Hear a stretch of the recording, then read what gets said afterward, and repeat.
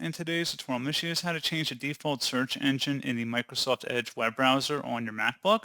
So this should hopefully be a pretty straightforward process, guys. And without further ado, let's go ahead and jump straight into it. So all you have to do is open up Microsoft Edge and select the menu icon in the top right corner. And then you want to go down and select Settings. In the Search Settings field, type in Search Engine. And just go ahead and search for that. Versus search engine used in the address bar, click on the drop down and you can select whatever you want. I'm going to select Google in my case, and that's all you have to do. So pretty straightforward process, guys, and as always, thank you for watching. I do hope I was able to help you out, and I do look forward to catching you all in the next tutorial. Goodbye.